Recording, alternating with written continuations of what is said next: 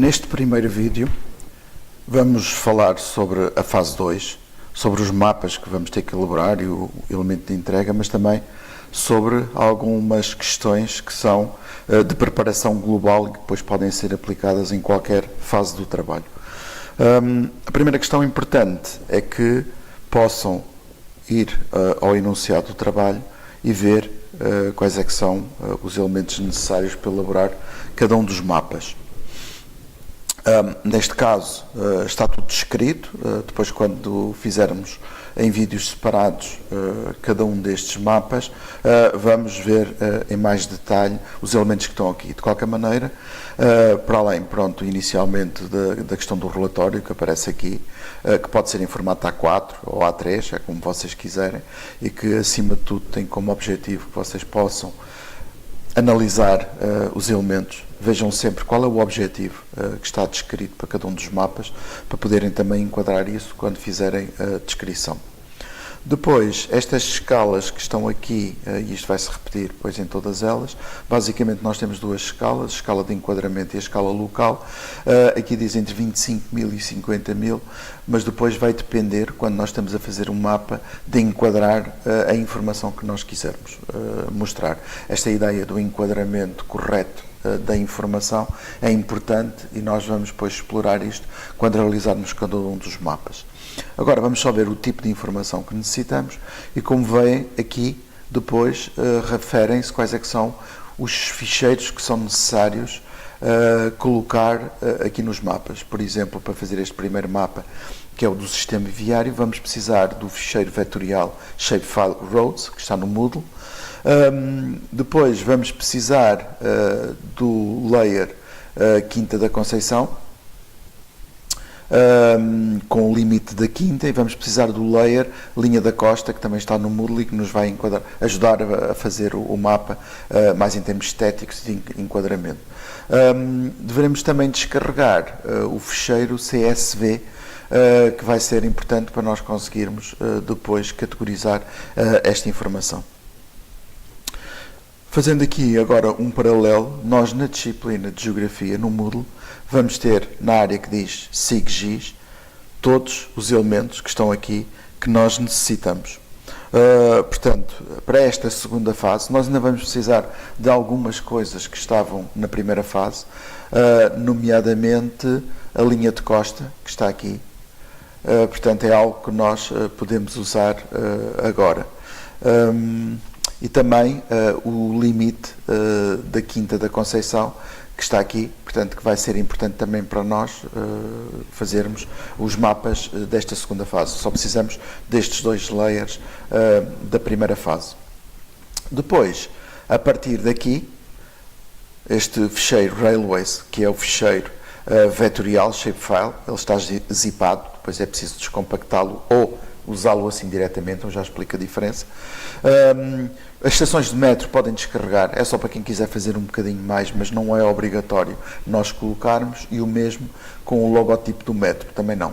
Podemos usar estes dois, podemos depois, se quisermos, apresentar as estações do metro a uma determinada escala, mas isso não é obrigatório para fazer este mapa.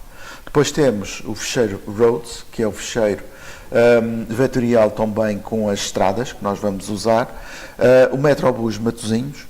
As paragens do Metrobus de Matosinhos não é obrigatório também, é como as estações do metro, é opcional, não é preciso colocar. E depois temos estes dois ficheiros Excel, que servirão apenas para exercício, mas aquilo que nós vamos usar no final para poder fazer a categorização são estes dois ficheiros CSV, o Railways categorizado e o Roads categorizado. Depois, para os mapas relativos ao edifício, vamos ter este, que é Edifícios Matosinhos, que é um ficheiro Shapefile com os polígonos correspondentes aos edifícios de Matosinhos.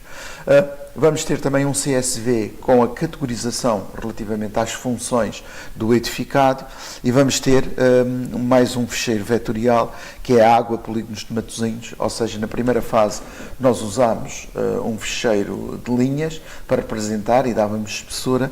Agora este é um ficheiro mesmo com os limites das linhas de água, com um pouco mais de detalhe. E coloquei ainda o logotipo do Departamento de Arquitetura Multimédia Alessia, portanto o nosso departamento, onde está o nosso curso, para se poder fazer o rótulo nas folhas e nos layouts. Voltando aqui, portanto, toda esta informação que está aqui descrita, não é, para cada um dos mapas, vai então aparecer no Moodle, que é possível descarregar. Aqui depois explica as escalas, depois nós vamos ver isto quando executarmos cada um dos mapas e os layers que são necessários para cada um deles. Depois, importante, quando fizermos o layout, e aqui também está descrito isso, os elementos que são obrigatórios colocar em cada uma das folhas. Há dois que são sempre obrigatórios numa folha qualquer que nós façamos, em termos de desenho, de plantas, que é o norte, não é? É sempre importante nós sabermos onde é que é a localização no norte, e depois a escala, que tanto pode ser gráfica, que é o que nós temos usado, mas também podemos usar a versão numérica da escala. Depois o rótulo, devemos ter a informação da unidade curricular, ou seja, Universidade Portucalense Infante Tomé Henrique, mestrado integrado em Arquitetura e Urbanismo, Unidade Curricular de Geografia, primeiro ano, primeiro semestre, ano letivo 2025-26. E depois, opcional, mas se quiserem podem colocar o logotipo da Universidade, neste caso não é o da Universidade, é o do departamento que vimos há pouco, que está no Moodle. Depois desta informação geral, não é, entra a informação específica do aluno. Vocês devem colocar o vosso nome e o número. Depois, qual a fase de trabalho? Trabalho prático, fase 2. E, finalmente, identificação do mapa, que no fundo é o número, correspondente à fase e ao número do mapa, mais o nome, que neste caso está aqui, mapa 2.1, 2.2, até 2.5, e depois tem o nome. Isto deverá ser colocado em cada um dos layouts, dos mapas que vocês vão realizar. Agora, relativamente a uma organização geral aqui no QGIS, dizer só que depois de descarregar aquela informação, convém, já referi isso nas outras fases, que vocês tenham tudo organizado para não se perderem. Por exemplo, eu tenho uma pasta dentro da disciplina de Geografia, onde diz exercício, e depois tenho fase 0, fase 1 e fase 2. Neste caso, na fase 2, eu tenho não só dentro de pastas cada um dos layers da informação, ou seja, água, polígonos, os edifícios, o metrobus, os railways e o roads, está aqui tudo dentro. Isto são depois outros fecheiros que eu usei para fazer outras coisas. E temos aqui na fase 1, que vou necessário ir buscar a linha da costa e o limite da Quinta da Conceição, e portanto tenho tudo aqui organizado. E é mais fácil, e por acaso mantenho as duas versões, quer o zipado, não é? Portanto tenho aqui os layers vetoriais todos zipados, vou colocar na fase 2. Tenho as versões, ao entrar aqui dentro, por exemplo, tenho aqui edifícios Matosinhos, só nos interessa estes. Eu tenho aqui outros porque estive a fazer outro tipo de experiências com estes edifícios, mas só nos interessa este que está aqui, e depois o fecheiro CSV, que é este aqui do fundo, e tenho também não só a versão descompactada, como a versão compactada de cada um destes. Isto significa que depois, nós ao começarmos, podemos usar esta organização também para não nos perdermos. Ao colocar aqui, abrir um mapa novo, relembrar mais uma vez, não se esqueçam que devem colocar o mapa e ter o mapa sempre num sistema de projeção de coordenadas que seja planimétrico e não com latitudes e longitudes, e por isso mesmo aqui, no canto inferior direito, vocês devem ter EPSG 3857, que é um geral e que funciona bem para isto.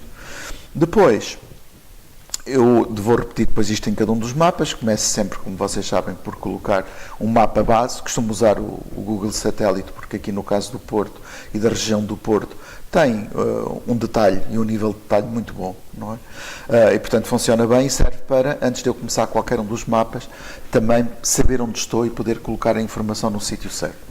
Depois, o que é que nós podemos fazer? Vocês têm aqui ao lado o browser, onde vocês podem arrastar informação direta para o vosso mapa. E neste caso, vocês, para cada um dos layers vetoriais que referi, vocês podem colocar diretamente o fecheiro zip aqui dentro, ou o fecheiro, digamos, descompactado, o shapefile. Uma das maneiras de ter isto aqui organizado é do seguinte modo, é colocar aqui uma pasta que vos dá acesso direto ao local onde vocês têm informação, e é muito mais fácil abrir aqui e depois arrastar para o mapa. Como é que fazemos isso? Vamos aqui ao projeto, propriedades, e aqui no geral, Portanto, temos várias possibilidades nas propriedades. No geral, há aqui esta do meio, configurações gerais, diz localização do projeto. Então, nós vamos abrir. E neste caso, eu tenho em geografia, não é? Como já disse, vou até ao local onde eu tenho, portanto, geografia, exercício, e aqui no exercício tenho as 3 fases e vou deixar nesta porque vai-me permitir ir à fase 2 e ir à fase 1. Ponho selecionar pasta, aplicar, e a partir desta altura, reparem, eu já tenho aqui a verde, ele diferencia do resto da informação, tenho aqui a verde as minhas pastas que estão naquela pasta, e portanto onde eu posso ir buscar diretamente a informação. Vamos imaginar uma informação como limite da Quinta da Conceição. Vocês podem pegar, por exemplo, eu tenho isto descompactado, como vos disse, e quando vocês aparece aqui, ele só vos aparece o shapefile. Então é bastante mais fácil, e vocês só têm que pegar nele e deixá-lo cair aqui. E reparem, já temos aqui o limite da Quinta da Conceição. Ok? Depois, podem, isto é um dos modos de colocar, o outro modo é colocar o ficheiro zipado, que está aqui. Eu vou retirar este. E vou arrastar aqui, este ficheiro está zipado, portanto não está, e eu posso colocá-lo e ele faz exatamente o mesmo. Qual é a questão? Qual é a diferença? Não é? Como este ficheiro está zipado, ele não permite que eu possa fazer alterações ao ficheiro. De qualquer modo, neste caso concreto, nestes trabalhos que estamos a fazer, não há objetivo de que vocês façam alterações e possam fazer edição dos ficheiros. Portanto, não há problema, podem colocar aqui diretamente o ficheiro zipado. Só cuidado que, portanto, durante as aulas já vimos que há alguns computadores, especialmente Macs, onde isto é capaz de não funcionar tão bem. Pronto, mas de qualquer maneira tem as duas hipóteses.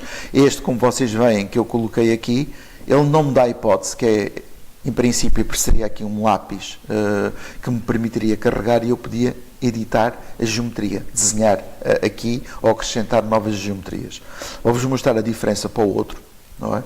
Que é o que eu tinha aqui, que é o limite, o que não está compactado. Se eu colocar aqui e se o selecionar, eu já tenho hipótese de o editar. Isto também é lógico, ou seja, o outro, como está compactado, não permite que se grave lá para dentro, não é? Eu posso visualizá-lo, trabalhá-lo, sem problemas. Se eu não tenho intenção de editar, é uma maneira muito boa de poder trabalhar a informação. Portanto, vocês podem usar desse modo aqui. Se vocês pretenderem editar, então terão sempre que usar a versão descompactada e, neste caso, indo aqui pela pasta, não há grandes confusões porque vocês conseguem ter acesso só ao shape, que é o que interessa, e arrastá-lo diretamente aqui para dentro.